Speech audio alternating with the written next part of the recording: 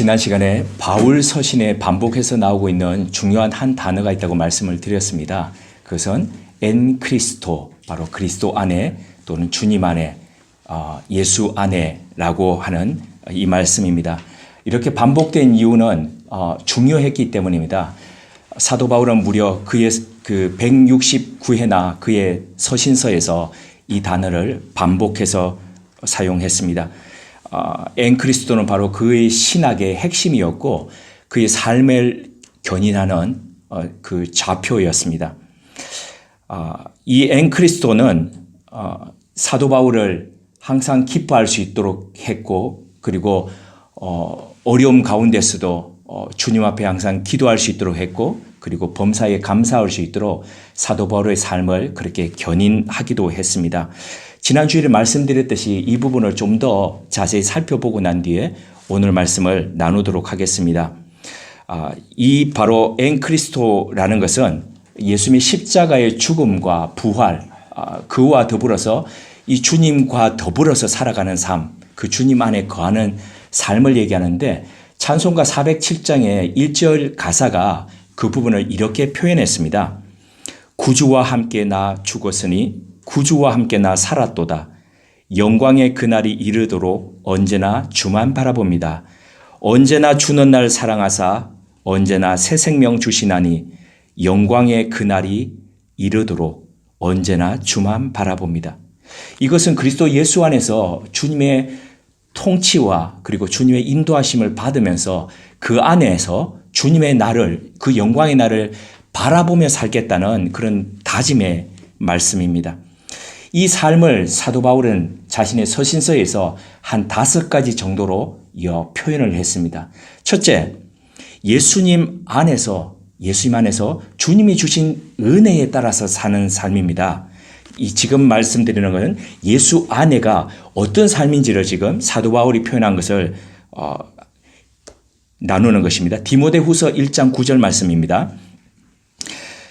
하나님이 우리를 구원하사 거룩하신 소명으로 부르심은 우리의 행위대로 하심이 아니요 오직 자기의 뜻과 영원 전부터 그리스도 예수 안에서 우리에게 주신 은혜대로 하심이다. 그러니까 우리가 구원받은 것은 우리의 선한 행위에 의해서 구원받은 것이 아니라 누구에 의해서요? 하나님의 은혜에 의해서 그렇게 되었다는 겁니다. 그래서 전적인 하나님의 은혜에 의해서 우리가 구원받았음을 알기 때문에 그 은혜에 반응하는 삶을 살아가는 것, 그게 바로 책임 있는 구원받은 사람의 삶이라는 겁니다. 두 번째는 예수님 안에서 끊을 수 없는 사랑을 누리면서 사는 삶입니다. 로마서 8장 38절에서 39절이 이렇게 표현했습니다. 내가 확신하노니 사망이나 생명이나 천사들이나 권세자들이나 현재일이나 장래일이나 능력이나 높음이나 깊음이나 다른 어떤 피조물이라도 우리 주 예수 그리스도 안에 있는 하나님의 사랑에서 끊을 수 없느니라. 그러니까 이 세상에 그 어떤 것도 예수 그리스도 안에서 우리를 끊어낼 수 있도록, 떼놓을 수 있도록 그렇게 할 수 있는 그런 능력자, 그런 힘은 존재하지 않는다는 겁니다. 그러니까 하나님께서 한번 택정하시고 우리를 붙드신 그 구원의 것은 끝까지 지속된다, 존속된다, 이런 말씀입니다. 그래서 환난이나 핍박이나 기근이나 공고 이런 속에서 우리가 결코 어떻게 해요? 쇠퇴하거나 떨어져 나갈 그럴 일이 없다. 왜 그렇습니까? 하나님의 그 선택하심 힘이 붙들고 있기 때문이다. 이런 거죠. 세 번째입니다. 예수님 안에서 속죄함을 누리면서 사는 삶입니다. 에베소서 1장 7절입니다.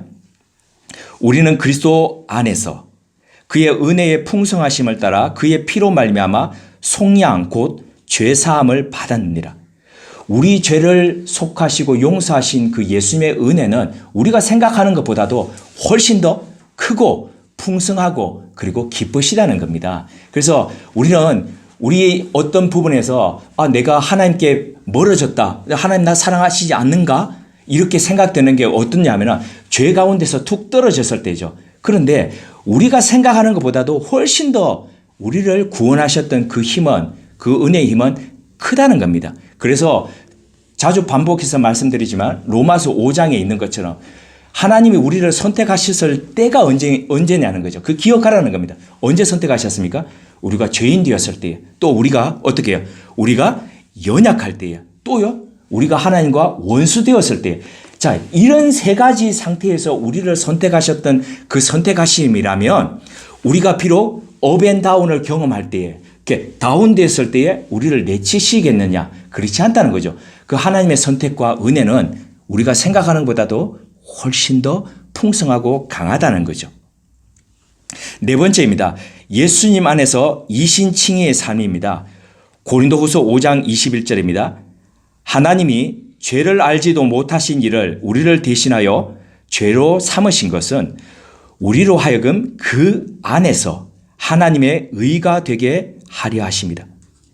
예수 그리스도 안에서 하나님께서 우리를 의롭다 하셨습니다. 우리가 의로운 행동을 하거나 의로운 삶을 살았기 때문에 우리를 의롭다 하신 것이 아니라는 거죠.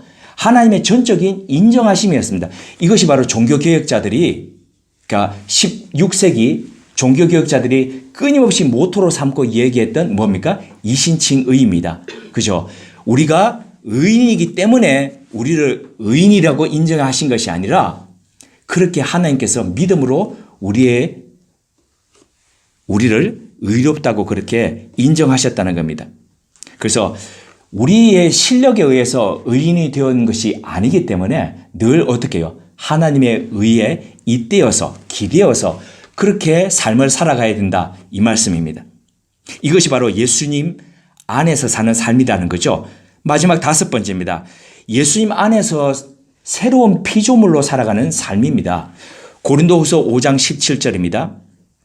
그런즉 누구든지 그리스도 안에 있으면 새로운 피조물이라. 이전 것은 지나갔으니 보라 새 것이 되었도다. 그리스도 안에서 바뀌지 않을 사람, 변화되지 않을 사람, 이런 존재 없다는 겁니다. 그리스도 안에 있으면 바로 하나님의 능력이, 하나님의 사랑이 그를 붙들고 계시기 때문에 끝내 어떻게 해요? 새로운 존재로, 새로운 피조물로 바뀌어지고 그리고 새롭게 빚어질 수밖에 없다는 그런 말씀이죠. 그래서 그리스도 안에서, 예수 안에서, 주님 안에서라는 것은 바로 그 안에서 하나님의 능력이, 하나님의 은혜가 그 사람에 대해서 끊임없이 작용한다는 겁니다. 그래서 그 안에서 바로 이 그리스도 안에서 유한한 인간을 변화시켜서 미리부터 이 땅에서 하나님 나라의 그 삶을 맛보도록 살아가도록 그렇게 견인해 가시는 그 힘, 그게 바로 예수 안에서의 삶이다, 이런 거죠. 그래서 이 예수 안에서의 삶, 그리스도의 삶을 한마디로 표현하자면 이렇게 표현할 수 있습니다. 그리스도 안에서 연합된 삶. 연합되다 하는 거, 그러니까 이 연합되다는 것은 성경에서 이렇게 이런 의미입니다. 어떤 거냐면 두 종이 있죠. 두 종이를 악교풀로 붙입니다. 악교풀로 붙이면은 이 종이를, 한 종이를 떼면 다른 종이가 어떻게 됩니까? 못 쓰게 되죠. 예. 그래서 이 두 개를 끈이 붙여가지고 악교풀로 붙여서 사용하는 거, 이게 연합입니다. 그리스도 안에서 연합됐다는 것은 바로 이런 의미라는 거죠. 그래서 나만 떼낼 때 나만 찢어지고 나만 망가지는 게 아니라 어떻게 해요? 그리스도 망가지기 때문에 그리스도께서 끝까지 붙들고 계시는 거. 그래서 그 안에서 우리도 함께 빚어져 가는 거. 이게 바로 그리스도 안에서라는 그런 말씀입니다. 오늘 본문으로 들어가기 전에 지금 우리가 다루고 있는 요한복음 17장 이 부분 다시 한 번 더 우리 회상해 보면서 하겠습니다. 이것을 17장에 예수님의 기도를 대제사장적 기도라고 우리 그렇게 이야기를 했습니다. 대제사장적 기도라는 것은 대제사장이 7월 10일 그 속죄의 날에 모든 사람들의 죄를 짊어지고 속죄소, 지성소에 들어가서 그 죄를 하나님 앞에 아뢰고 용서받기를 그렇게 중보하듯이 주님께서 바로 그렇게 기도하셨다는 거죠. 그런데 이 기도에 중요한 것이 드러납니다. 그것은 바로 예수님의 정체성입니다. 예수님이 어떤 분인가, 이게 드러나는데 예수님이 어떤 분인가를 어떻게 주님은 표현하셨습니까? 창세 전부터 줄곧 지금까지 계신 분이라는 거죠. 그러니까 지금 사람들의 눈앞에 계신 그런 분이 아니라 창세 전부터, 그러니까 세상이 만들어지고 형성되기 전부터 하나님과 함께 계셨던 그분이 바로 예수 그리스도시다, 이렇게 말씀하시면서 주님의 기도는 관계성을 이야기하고 있습니다. 그래서 하나님과 주님과의 관계, 그리고 주님과 제자들과의 관계, 그리고 제자들과 제자들과의 관계, 서로가의 관계, 그리고 나아가서 제자들과 세상과의 관계, 여기까지 주님의 기도는 그렇게 확장되어 갑니다.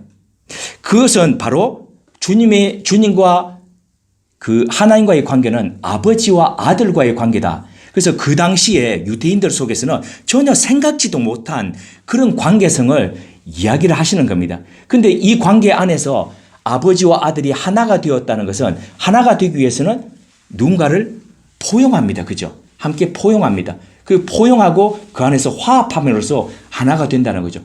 하나님과 예수님이 바로 그런 관계로 나아가고 있다는 겁니다.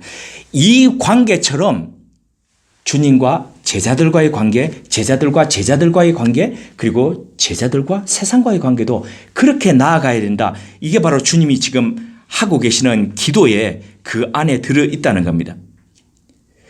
이 속에서 하나 되는 이 속에서 포용하고 함께 화합하고 하는 이 관계를 생각하면서 한번 지난 시간에 함께 했던 말씀드렸던 이 그리스도인의 거룩과 그리고 믿음 이런 부분들을 다시 한번 더 생각해 보게 됩니다. 많은 경우 우리의 믿음이라는 것은 어디에서부터 출발하냐면은 상황을 통제하고자 하는 곳에서부터 출발합니다. 이해가 되시죠? 그죠? 내 상황 통제라는 것, 믿음이 상황을 통제하고자 하는 곳에서 시작된다는 거죠. 어떤 사람이 굉장히 어려움을 겪습니다. 그러니까 그 어려움을 겪다 보니까 내 힘으로 해결할 수 없는 어려움입니다. 그러면 어떻습니까? 누군가의 도움을 구합니다. 그래서 그 도움을 통해서 이 어려움을, 이 상황을 해결하기를 원한다는 거죠. 그 우리의 믿음이 거기서부터 출발한다는 겁니다. 그런데 그 믿음은 궁극적으로 그 믿음의 방향은 어디를 향해야 되냐면 관계를 향해야 된다는 거죠. 그 관계를 향한다는 게 바로 아버지와 아들과의 관계. 그래서 누구든지 영접하는 자, 그 영접하는 자에게는 어떤 권세요? 하나님의 자녀가 되는 권세. 그러니까 그 자녀로서 관계 속에서 누리는 그 권세를, 그 권한을 가지게 하는 것. 이게 궁극적으로 믿음이 나가는 방향이거든요. 출발과 방향성이 이렇게 형성된다는 거죠. 그런데 많은 경우 요즘 현세 교회는 기도나 아니면 믿음의 방향 이런 부분들에 강조하는 부분에 이런 관계성을 이야기하는 것이 아니라 여전히 뭘요? 상황의 통제를 이야기하고 있습니다. 그래서 기도가 깊어지고 신앙이 깊어지고 깊어질수록 어떻게 해요? 관계가 점점 깊어지는 것인데 깊어지고 이 신앙의 내공이 쌓일수록 뭘 할 수 있다고 강조를 합니까? 상황을 통제할 수 있다고 그렇게 강조를 합니다. 고린도후서 12장 7절에서 10절을 보시면 이런 우리 그리스도인들과는 사뭇 다른 사도 바울의 모습을 보여주고 있습니다. 이 사도 바울은 심각한 지병이 있었습니다. 그런데 이 지병이 학자들에 따라서는 여러 가지를 이야기하고 있습니다. 어떤 사람들은 눈에 안 질병이었다. 그런데 어떤 사람들은 그게 아니고 어원을 따져서 그게 바로 오늘날 우리가 알고 있는 간질이다라고 얘기하고 있습니다. 이걸 수도 있고 저걸 수도 있는데 만약에 간질이었다 그러면 한번 생각해 보십시오. 제가 저를 빗대가지고요. 제가 만약 간질이라는 지병을 앓고 있습니다. 그런데 여기서 말씀을 전하다가 아니면 기도를 인도하다가 제가 여기서 간질이 나가지고 거품을 물고 쓰러지고 이렇게 한다면은 어떻게 생각하시겠습니까? 저 사람이 자기 병도 제대로 못하면서 뭘 하나님을 전한다고 그러겠냐?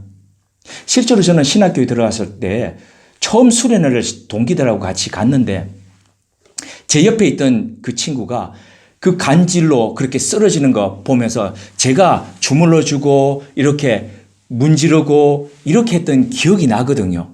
그러니까 신학교 내내 아파하면서 그렇게 다니던 그 친구 모습이 나온다는 거죠. 근데 사도 바울이 만약 그랬다면 한번 생각해 보십시오. 얼마나 자기가 전하는 복음에 많은 사람들이 이의를 제기하면서 힘들었겠습니까? 그래서 사도 바울이 3번이나 하나님께 기도했다고 합니다. 3번이라고 하는 것은 단순히 숫자적인 3번을 넘어서서 정말 간절히 그러니까 동양적인 부분으로 표현하자면 이 3이라는 게 가장 안정된 이걸 얘기하거든요. 그러니까 정말 간절히 하나님 앞에 아뢰었다는 그런 건데, 그런데 그 간절한 기도에 하나님은 어떻게 응답하셨느냐? enough 그러셨습니다. 됐다. 그만하면 됐다. 그러면서 하셨던 말씀이 고린도후서 12장 9절 말씀입니다. 내 은혜가 내게 족하도다. 이는 내 능력이 약한 데서 온전하여 침이라. 존 파이프 목사의 설명에 의하면은, 그러니까 덜 하나님 중심적인 많은 그리스도인들, 그러니까 이게 어떤 면에서 영어적 표현이기도 한데요. 덜 하나님 중심적인 사람들, 그 사람들은 이런 기도를 굉장히 이런 응답을 못마땅하게 여긴다는 겁니다. 그래서 이런 응답, 하나님의 응답 앞에서는 장황하게 이렇게 늘어놓는다는 겁니다. 하나님, 이것은 제게 고통입니다. 하나님께서 이렇게 말씀하신다는 것은 저를 사랑하지 않는다는 것과 똑같습니다. 그러니까 하나님의 응답이 이런 식으로 오면은 나한테 사랑하지 않는다는 거예요. 뭔 말입니까? 내 상황을 지금 통제를 해야 되는데 이 상황을 그대로 내버려 두신다는 거, 이거 결국 나 사랑하지 않는다는 거, 그거 아닙니까? 이런 거죠. 그러니까 내가 용납할 수 있고 내가 받아들일 수 있는 그 부분만 하나님의 응답이지, 그것을 넘어서는 거, 이 상황을 통제하지 못하는 거, 그것은 하나님의 기도의 응답일 수 없다는 그런 사람들의 반응이죠. 그런데 사도 바울의 반응은 이와 달랐습니다. 그는 약한 데서 온전해진다는 이 주님의 말씀을 그대로 받아들였습니다. 그래서 그 주님의 말씀 앞에서 뒷부분을 보시면 어떻게 표현되어 있냐면 그가 기뻐했다고 합니다. 그런데 기뻐했다는 그 앞에 하나의 부사가 있습니다. 어떻게 해요? 크게 기뻐했다는 겁니다. 참 어떤 면에서는 이해하기 어렵죠. 그런데 그는 이 부분을 크게 기뻐하면서 받아들였다는 겁니다. 왜요? 그리스도 안에서 그가 그했기 때문에.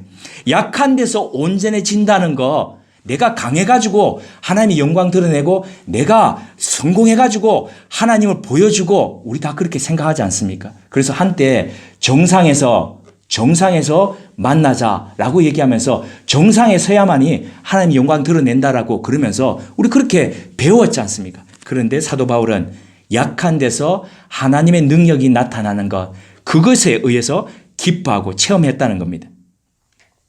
그래서 그가 약하기 때문에 그리스도의 능력이 늘 머물도록 그렇게 구하면서 살았다는 겁니다. 그 결과 사도 바울은 예수 그리스도를 위해서 그의 약함뿐만 아니라 능력과 곤핍과 그리고 박해와 공고를 기쁘게 받아들였다는 겁니다. 상황의 통제를 넘어서서 그 안에 내재하고 계시는 주님과 계속적으로 지속적으로 그렇게 교제하면서 그렇게 나아가서 주님과 그렇게 사귀는 관계의 삶을 이어갔기 때문에 가능했던 일입니다. 주님은 이 하나님과의 이런 관계성 속에서 영광의 삶을, 또 주님과 하나님께 사랑받는 그 삶을 누려가셨습니다. 그런데 이 주님의 영광이라는 것은, 여기서 주님의 영광이라는 것은 다른 말로 표현하자면은 우리가 일반적으로 그렇게 정상론이라고 얘기했던 그런 것과는 달리 고난을 통과한 영광, 이런 개념이라는 거죠. 다른 말로 표현하자면은 그리스도의 비하와 승기, 승귀라고 이렇게 표현할 수 있습니다. 비하라는 것은 어떤 거냐면은 성육신 하신 겁니다. 그러니까 성육신 하신 것이 하나님의 존재가 인간의 몸을 입고 비천한 몸을 입고 살아가게 내려오신 거, 이게 성육신이지 않습니까? 이것과 십자가와 그리고 고난과 죽음과 그리고 묻히심, 이것을 그리스도의 비하라 그러거든요. 그러면 그리스도의 승기, 존귀하게 되시는 거, 이 존귀하게 되시는 것은 뭐라고 표현하냐면은 부활과 그리고 승천, 이렇게 표현을 하거든요. 그러니까 이 그리스도의 부활과 승천이라는 이런 존귀한 것, 영광은 어떤 것을 통해서요? 십자가를 통해서, 그 십자가의 긴 고난을 통해서만 가능해진다는 거죠. 이게 바로 그리스도의 영광이라는 이런 신학의 한 부분을 설명하는 겁니다. 그런데 요즘 그리스도인들이 누린다는 이 영광이라는 것은 이런 그리스도의 영광과는 많이 떨어져 있습니다. 그래서 주님처럼 비하의 과정을 거치지 않고 바로 정상에 올라가는 것, 이것이 바로 하나님의 사랑이고 하나님의 영광이라고 그렇게 가르쳐 오고 있습니다. 오늘 본문인 24절을 보시면은 주님은 세상이 말하고 있는 그런 영광이 아니라 주님의 영광을 제자들이 보기를 그렇게 원하셨습니다. 그래서 주님은 그 영광을 보셨는데 제자들도 그 영광을 보기를 원하셨다. 그럼 뭡니까? 주님께서 가시는 그 영광의 길, 그러니까 영광의 길로 가기 위해서는 통과해야 될 그 고난의 과정을 누구도요, 제자들도 그렇게 보고 통과하고 그렇게 걸어가기를 원하셨다는 거죠. 왜냐하면 아픔의 길, 낮아짐의 길, 그 고난의 길, 그 끝에는 뭐가요? 바로 부활의 길, 그리고 승리의 길, 그래서 승귀하게 되는 그 길이 기다리고 있기 때문에 주님은 그 제자들이 그 길로 걸어가기를 원하셨다는 거죠. 이것을 누구보다도 잘 알고 있었던 사도 바울은 로마서 8장 18절에서 이와 같이 그 삶을 표현했습니다. 생각하건대 현재의 고난은 장차 우리에게 나타날 영광과 비교할 수 없도다. 조금은 다른 상황의 표현인데요. 어떤 이가 이렇게 물어왔습니다. 그 사람의 표현입니다. 그런 생각이 든다. 1979년 12.12 군사 반란을 일으킨 전두환은 40년 후인 오늘 자신의 처지를 알았다면 반란을 했을까 안 했을까?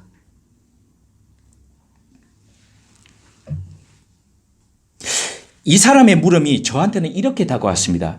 그리스도의 비화와 승귀와 관련해서 그리스도인들은 비하의 끝에 영광의 승귀가 있다는 것을 안다면 현재 그가 겪고 있을 고난과 아픔과 궁핍을 잘 견뎌갈 수 있을까? 견뎌가지 못할까? 어떻습니까? 흔히들 no cross, no crown이라고 얘기합니다.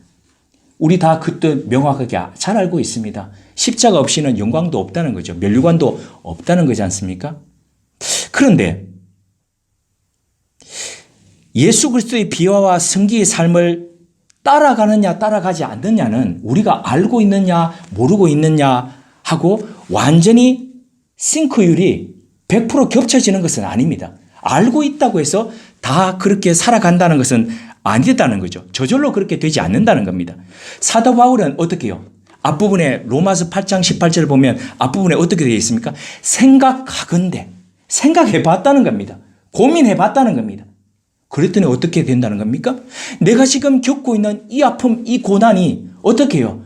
내가 장차 그리스도 안에서 내가 받게 될 영광하고는 이거 비교도 되지 않을 정도로 영광이 더 크다는 거죠. 그래서 어떻게 해요? 견뎌갈 수 있고 버텨갈 수 있게 되었다는 겁니다. 그래서 힘들수록 더 주님 편에 서고 더 어려울수록 주님의 편 들면서 그렇게 살았다는 거죠. 이 부분은 지난주에 강조했던 거룩과 관계된다고 말씀드렸습니다. 제가 설명드렸던 이 거룩의 부분 기억하실 겁니다. 매주 제가 그 설교 원고를 작년에 우리가 수련했던 포천 중리교회 그 송영윤 목사님하고 나누고 있다고 얘기했지 않습니까? 그 원고 나누고 난 뒤에 지난 주 중에 원고 가지고 통화 좀 하자 해가지고 같이 또 통화를 했습니다.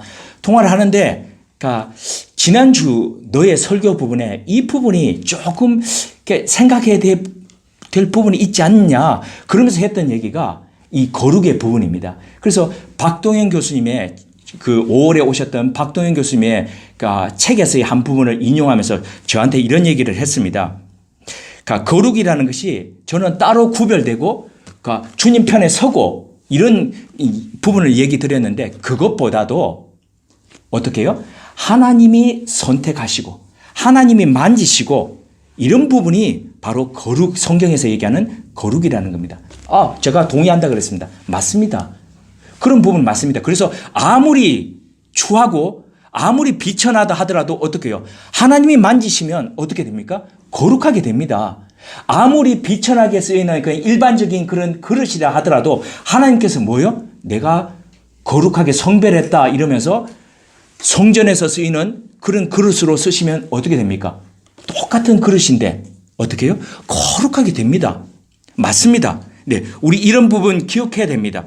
그런데 이런 부분만 머물게 된다면, 이런 부분만 거룩이라고 머물게 된다면 사람의 책임성이 거기서부터 희박하게 될 수 있다는 거죠.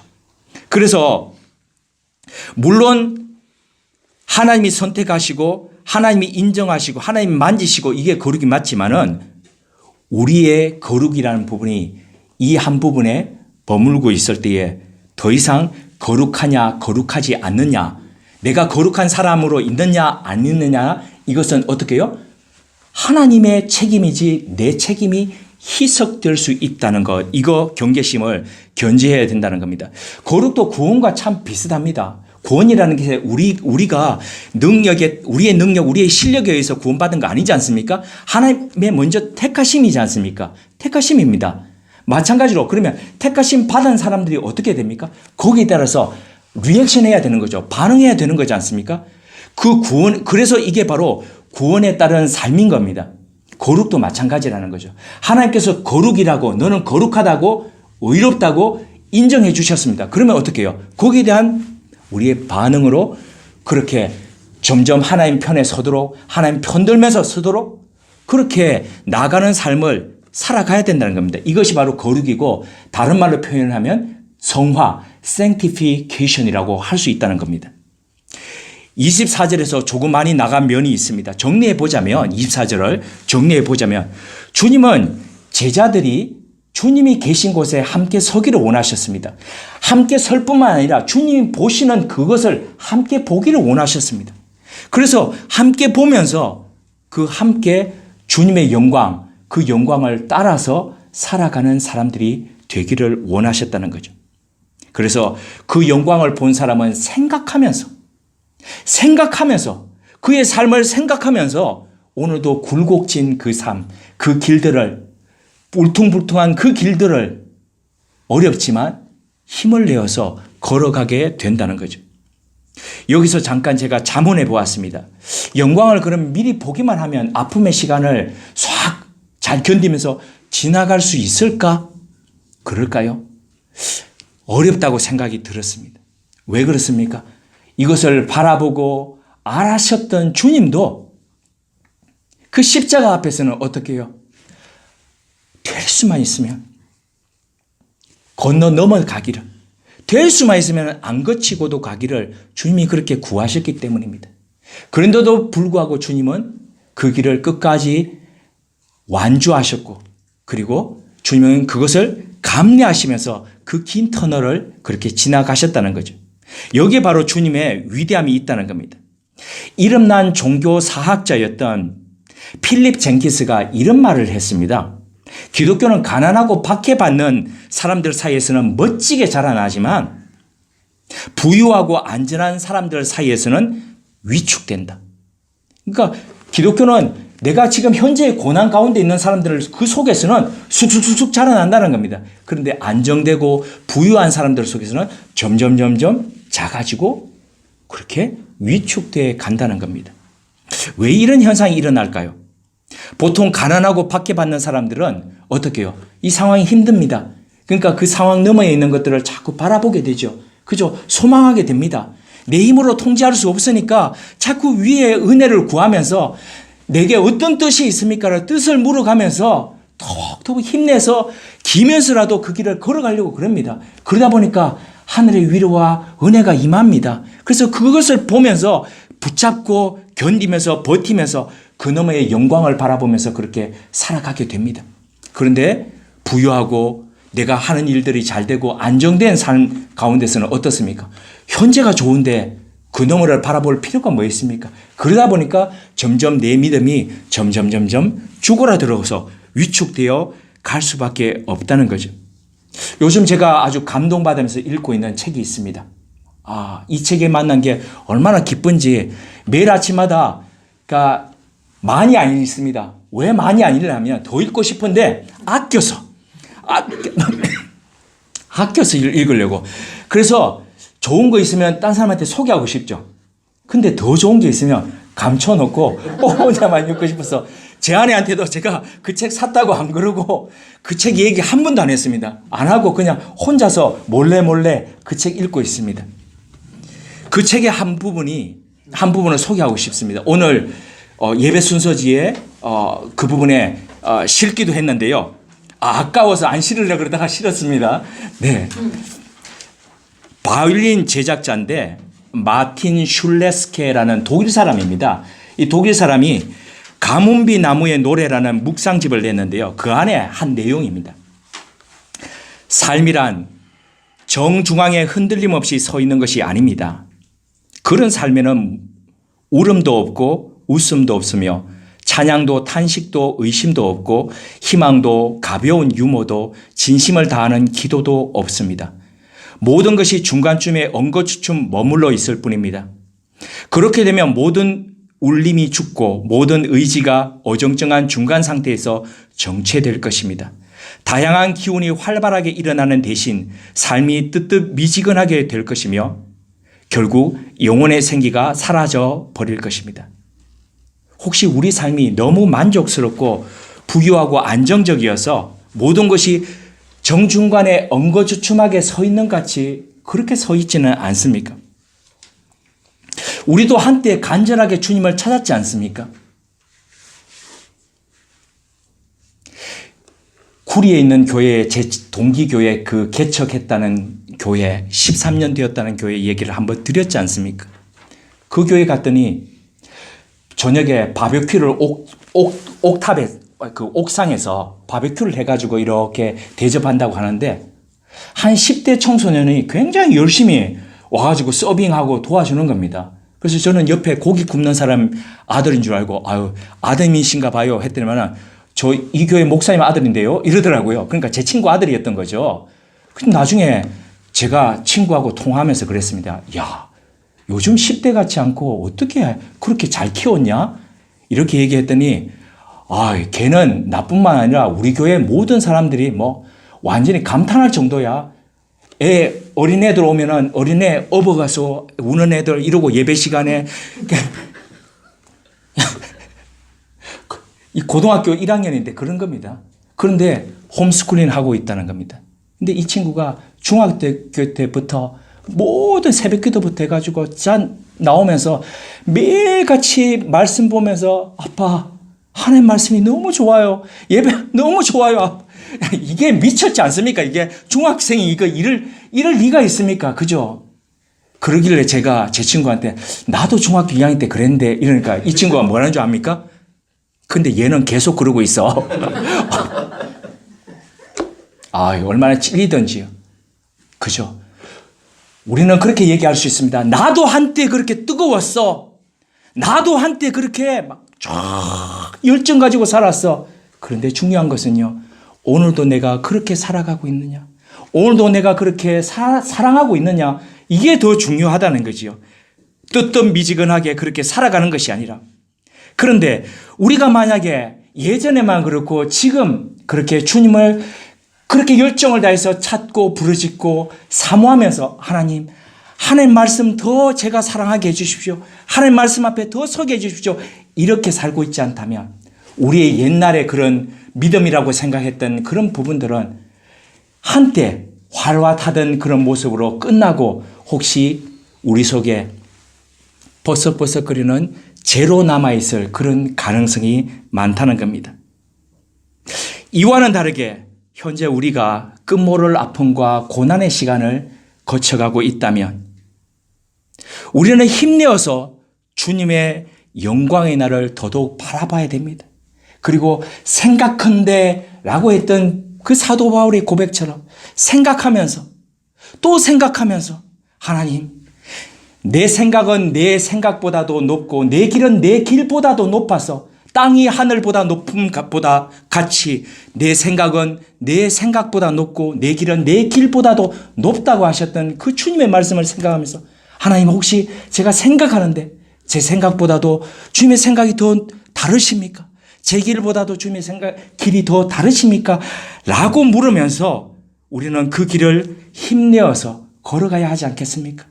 주님의 영광을 바라보면서 이 길 끝에 나타날 그 영광의 날을 바라보면서 그런데 만약 앞서 말씀드렸듯이 우리가 너무나도 평탄하고 안정된 삶을 보내고 있다면 우리는 더더욱 경계심을 갖고 주님을 찾으면서 그렇게 나아가야 되지 않겠습니까? 그 영광을 바라보면서 우리 삶을 채근해야 하지 않겠습니까? 그렇지 않다면 우리의 길은 매우 화려하지만 그러나 소리가 깊은 울림을 내지 못하는 그런 악기처럼, 외모는 굉장히 좋은 소리를 낼 것 같지만 그런 울림 없는 악기처럼 그렇게 존재할 수도 있다는 사실을 기억하면서 오늘 이 가을 우리 그렇게 하나님의 영광을 구하면서 그 영광을 보면서 그렇게 나아갔으면 합니다. 함께 기도하시겠습니다. 하나님, 기독교 신앙은 줄곧 고난의 시간을 통과한 뒤 주어지는 하나님 앞에서의 영광이었습니다. 주님은 그것을 잘 아시기에 먼저 성육신과 십자가의 죽음이라는 비하를 친히 감내하셨고 그 결과 부활과 승천이라는 영광에 다다르셨습니다. 우리의 신앙의 선배들도 자신들이 믿고 의지하는 주님의 영광이 어떠한지 잘 알았기에 긴 고난과 궁핍과 핍박 앞에서도 더더욱 주님을 찾으며 걸어갔습니다. 하지만 오늘날 우리 그리스도인들은 그 고난의 신학을 배제한 채 영광의 신학만을 내세우고 있습니다. 그리하여 명백히 세상법을 어기고 예배당을 건축하고도 하나님이 다 하셨습니다라고 거짓말합니다. 대법원에서조차 불법이라고 판결났음에도 불구하고 종교 탄압이라고 반격합니다. 어떤 교회는 교단 총회의 헌법을 우습게 여기고 아들에게 세습했습니다. 그런데도 해당 교단은 수습안이라는 것을 통과시켜 헌법 위에 군림하는 안으로 세습을 허용하기에 이르렀습니다. 그러면서도 그들은 주님도 하나님으로부터 세습하셨다며 그것은 영광이 아니라 십자가다라는 이상한 교리로 혹세무민했습니다. 이렇게 몇몇 대형 교회들이 초대형 사고를 치는 속에서 교회는 자기들만의 영광을 추구하는 단체, 계모임 같은 인상을 터치하고 있습니다. 하나님의 영광이